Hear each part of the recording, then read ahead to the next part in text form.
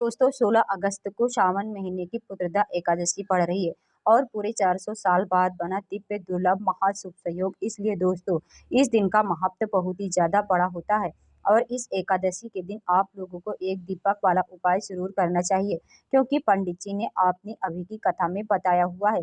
तो दोस्तों इस उपाय को आपको कैसे करना है, कब करना है, कहाँ पर करना है और उपाय को करते समय किन किन बातों का ध्यान रखना, ये सारी जानकारी हम आपको इस वीडियो में देंगे। चलिए दोस्तों उपाय को शुरू करते हैं। देखिए यह दिन इतना खास होता है, इतना महत्वपूर्ण होता है। देखा गया है कभी कभी बड़े बड़े पूजा पाठ अनुष्ठान से जो मनोकामना पूर्ण नहीं होती है, वह पुत्रदा एकादशी के दिन एक छोटे से उपाय करने से ही आपकी मनोकामना पूर्ण हो जाती है। और बहुत सारे लोगों ने इस उपाय को किया भी है और उनको इस उपाय को करने का फल भी जरूर मिला है।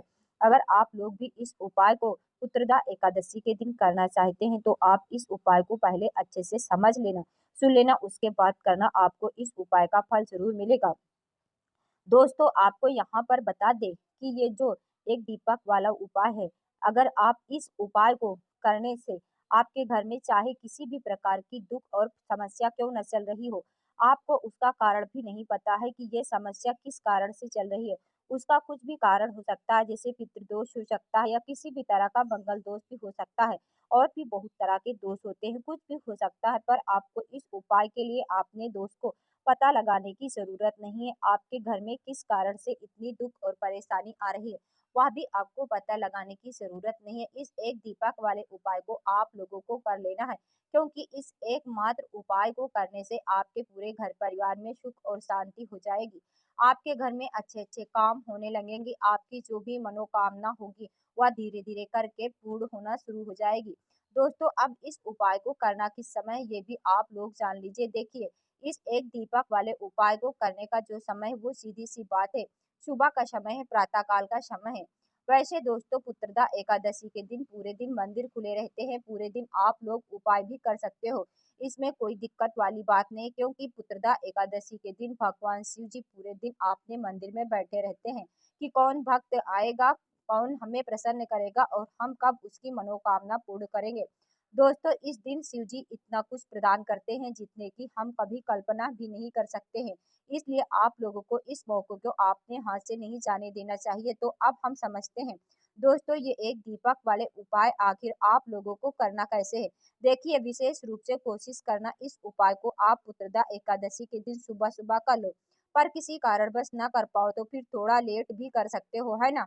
और पहली मुख्य कोशिश आपकी यही होनी चाहिए कि घर की जो बड़ी माताएँ बहनें हैं उनमें से कोई यह वाला उपाय करे।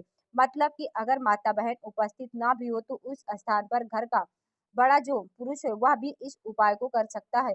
कोई दिक्कत वाली बात नहीं है, पर घर के सभी सदस्यों को इस वाले उपाय को करने की ज़रूरत नहीं है। घर का कोई एक मुख्य सदस्य भी इस उपाय को करेगा तो भी इस उपाय को करने का फल उसके परिवार को ज़रूर मिल जाएगा। तो देखिए एक दीपक वाला उपाय है तो सीधी-सी बात है कि इसमें हमें एक दीपक की तो आवश्यकता पड़ेगी ही पड़ेगी। तो देखिए अगर आप यह एक हल्दी वाला दीपक एकादशी वाले दिन अपने घर में जला देते हैं तो देखिए पुत्रदा एकादशी का जो दिन है इसकी महिमा कुछ ऐसी, जो व्यक्ति एकादशी के दिन में शिव जी को प्रसन्न करने के लिए पूजा करता है, उपाय करता है, शिव जी बहुत जल्दी आपने उस भक्त से प्रसन्न हो जाते हैं और आपने उस हल्दी वाले दीपक का उपाय कर लिया तो ऐसा मान के चलिए शिव जी इतना ज्यादा आपसे प्रसन्न हो जाएंगे कि आपके जीवन में जो निर्धनता है और गरीबी है उसे वह जल्दी से जल्दी आपके जीवन से दूर कर देते हैं, क्योंकि हल्दी जो है ये शिव जी से जुड़ी हुई हल्दी आपके जीवन में बहुत सारी जो आपकी आर्थिक तरह की समस्याएं होती है, जो आपके घर में पैसा नहीं आता है, पैसा रुकता नहीं है, पैसा बहुत ज्यादा अगर खर्च आपका होता है, घर की बर्बादी अगर आपके घर में हो रही है, तब भी आपको विशेषकर यह हल्दी वाले दीपक का उपाय एकादशी वाले दिन जरूर करना चाहिए। देखिए इसी के साथ में आपको बता दें इस बार एक पुत्रदा एकादशी पर बहुत ही दुर्लभ संयोग का निर्माण हो रहा है। तो देखिए आपको बता दें अगर आप शिव जी को जल्दी से जल्दी प्रसन्न करना चाहते हैं, अपने घर की गरीबी को जल्दी से दूर करना चाहते हैं, तब आपको यह पहला उपाय तो एकादशी के दिन उपाय को करने के लिए आपको कौन सी चीज लेनी है और किस समय उपाय करना है। तो देखिए उपाय को करने के लिए आपको यहाँ पर लेना है एक चुटकी काला तिल, ठीक है ना, बहुत ही जरा सा काला तिल लेना है और एक ही चुटकी आपको लेनी है पिसी हुई हल्दी। अब आपको क्या करना है, आपने नहाने वाले जल में 1 चुटकी हल्दी डालनी है और 1 चुटकी काला तिल डालना है और आपको इस जल से स्नान करना है। तो देखिए, जब भी आप अपने जल में हल्दी डालकर, विशेषकर अगर एकादशी के दिन आप अपने जल में हल्दी डालकर स्नान करते, तो इससे होता क्या है, आपके जीवन में आपका जो भाग्य साथ नहीं दे रहा होता है, आपके पास में पैसा आने के रास्ते बंद हो जा रहे हैं, जो आपके जीवन में निर्धनता बढ़ रही है, गरीबी बढ़ रही है, जो आप अपने जीवन में बार-बार असफल हो रहे हैं, तो इन सारी चीज़ों से देख के कि आप बाहर निकल कर आ जाएँगे, आपके घर में, आपके जीवन में पैसा आना शुरू हो जाएगा, पैसा रुकना शुरू हो जाएगा, क्योंकि यहाँ पर आपकी कुंडली में गुरु की स्थिति बहुत मजबूत हो जाती है, जिसके बाद आप जिस काम को करते हैं, उसमें आपको लाभ ही लाभ मिलता है। तो यह पहला उपाय है। एकादशी के दिन इस उपाय को अगर ज़रूर करें। आप बात करेंगे दूसरे उपाय की, देखिए जो दूसरा उपाय करते हैं, वो आपकी सारी अधूरी मनोकामना को शिव जी से पूर्ण करवा देते हैं। तो यह उपाय भी विशेष कर करें, अगर कोई भी ऐसी विषय, अगर कोई भी इच्छा है जो आपकी अभी अधूरी है, पूरी नहीं हो रही है, तो आपको शिव जी को प्रसन्न करना, ये दूसरा वाला उपाय एकादशी के दिन करें। तो देखिए, यहाँ पर उपाय को करने के लिए आपको लेना है तुलसी की लकड़ी। देखिए, बहुत सारे लोगों ने घर में तुलसी का पौधा सूख जाता है, और तुलसी की जो टहनियाँ होती है ना, तुलसी की टहनियों को आपको छोटा-छोटा कर लेना, ठीक है ना? छोटे-छोटे पार्ट में आपको उनको डिवाइड कर लेना है, और फिर आपको क्या करना है, एक लाल कपड़े के अंदर इन टहनियों को रखना है। कितनी लेनी है, आप 2 ले सकते हैं, 5 ले सकते हैं, 11 ले सकते हैं। अगर 11 की संख्या हो तो बहुत उत्तम है। अब आपको क्या करना है, लाल कपड़े के अंदर रखना है और इनकी छोटी-सी पोटली आपको बना लेनी है। अब इससे पहले आपको क्या करना है, इस पोटली को शिव जी के चरणों में स्पर्श करना है। इसके बाद वह पोटली आपको अपने घर के बाद ने या तो दरवाजे पर आपको इसको टांगना है, अंदर की तरफ टांगे, बाहर की तरफ नहीं, ठीक है ना? या फिर आप इसे अपने घर के मंदिर में एक तरफ रख देंगे, ठीक है? देखिए, जब भी आप तुलसी की टाहनी जो होती है, उन्हें अपने घर में कहीं पर भी रखते हैं और शिव जी से प्रार्थना करते हैं कि मेरी यह विषय, मेरी यह मनोकामना है, बहुत लंबे समय से अधूरी है। मेरे जीवन में निर्धनता है, गरीबी है, मेरे घर में सुख समृद्धि नहीं, मेरे घर में क्लेश है।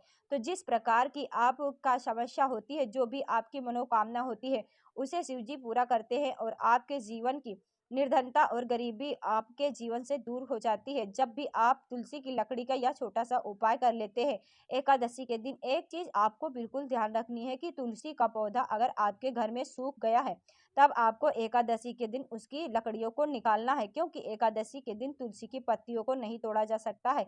ये चीज़ आपको विशेषकर ध्यान रखनी है, ठीक है ना? तो पहले से ही आप तुलसी के पौधे की, अगर आपके पास टहनियाँ हैं, ये उपाय आप करें। दूसरी चीज़, जिनके घर में तुलसी का पौधा हरा-भरा है ना, बहुत सारे लोगों के पौधे सूख गए हैं जड़ों में, लेकिन बहुत सारे लोग अच्छे से रखते हैं, और किसी के घर में तुलसी का पौधा सूखा हो, तो उन्हें क्या करना है, उन्हें तुलसी के पत्ते लेने हैं, ठीक है ना? तुलसी के 2 पत्ते लेने हैं, और जब आप शिव जी को भोग लगाते हैं, तो हर बार तुलसी के पौधे पत्ते के साथ, लेकिन एकादशी के दिन विशेषकर आपको तुलसी के 2 पत्ते शिव जी के भोग में अर्पित करने हैं। जो भी आप उन्हें भोग लगाते हैं, उस चीज़ का भी उसके साथ आपको तुलसी के 2 पत्ते शिव जी को अर्पित करने हैं। एक चीज़, आपको चावल खा लेना है, क्योंकि चावल खाना इस दिन महा पाप होता है। ऐसा बिल्कुल भी ना करें, भूल कर भी आपको यह चीज़ नहीं करनी। तो देखिए, तुलसी के जब भी आप शिव जी को अर्पित करते हैं, उनके भोग लगाते हैं, उन्हें देते हैं, तो इससे क्या होता है, शिव जी आपसे बहुत ज़्यादा प्रसन्न हो जाते हैं। आपके जीवन में चाहे जिस तरह की दुःख हो, या फिर आपके जीवन में वो दुःख जिसे कहते भी नहीं है ना, आपके बिना कहे भी आपके जीवन के सारे दुःख को दूर कर देते हैं। चलिए, अब बात कर लेते हैं, 1 चुटकी हल्दी डालकर दीपक आपको कहाँ पर लगाना है, उपाय को कैसे करना है, कैसे ये 1 चुटकी हल्दी वाला दीपक आपके जीवन की निर्धनता को दूर कर देगा। लक्ष्मी की ऐसी कृपा आपके ऊपर बरसेगी कि आने वाली 7 पीढ़ियां को भी धन की कमी नहीं होगी। इतना ज़्यादा शिव जी आपसे प्रसन्न हो जाते। इस उपाय को करके देखिए। पहली चीज़ आपको बता दें कि हल्दी जो है, ये आपके जीवन में बहुत सारी अच्छी-अच्छी चीज़ों को लेकर के आती है, जैसे कि पैसे बढ़ाने का काम करती है। आपके घर में धन आने के स्रोत अगर बंद हो गए हैं, धन आने का रास्ता बंद हो गया है आपके घर में, उसे खोल देती है, क्योंकि आपके घर की नेगेटिव एनर्जी है, नकारात्मक ऊर्जा है, बुरी शक्तियाँ हैं, इन सारी चीज़ों को हल्दी खत्म कर देती है, क्योंकि जहाँ पर हल्दी होती है वहाँ पर ये सारी चीज़ें रहती नहीं है। तीसरी चीज़, हल्दी शिव जी से जुड़ी हुई है, शिव जी आपसे तुरंत प्रसन्न हो जाते हैं। जब भी हल्दी का आप कोई उपाय करते तो आपको पिसी हुई एक चुटकी हल्दी लेनी है और ये एक चुटकी पिसी हुई हल्दी आपको दीपक के अंदर डालनी है। शुद्ध देसी घी का दीपक आपको तैयार करेंगे, गोल बत्ती लगाएंगे, उसके अंदर आपको एक चुटकी हल्दी डालना। अब देखिए, ये हल्दी वाला दीपक लगाना कहाँ पर, ये दीपक आपके घर में तुलसी जी का पौधा हरा भरा है, घर में भी है तो तुलसी का पौधा है, तब तो आप तुलसी के पौधे के पास में लगाएंगे। बहुत सारे लोग जिनके घर में अभी तुलसी का पौधा नहीं है, कुछ लोगों का सूख गया है, किसी किसी के घर में होता नहीं है ना, तो वो क्या लोग क्या करेंगे, मंदिर में भी आप लगा सकते हैं, आपके घर के आसपास कहीं पर भी है वहां पर भी आप लगा सकते हैं, वरना दीपक आपको अपने घर के मंदिर में लगाना। तो जब भी आप हल्दी दीपक भगवान शिव जी के सामने या पौधे के सामने लगाएंगे, तब आपको उनका एक मंत्र है, उस मंत्र को आपको 11 बार बोलना। ये मंत्र सभी को आता है, नहीं आता है तो नोट करके लिख लीजिए। मंत्र है श्री शिवाय नमस्तुभ्यम। इस मंत्र का आपको 11 बार चयन करना, 11 बार इसे बोलना है, आपको दीपक जला देना है। इतना आपको करना है, कुछ नहीं करना है। ये उपाय आप करके देख लीजिए, आपके जीवन की जो निर्धनता है वो दूर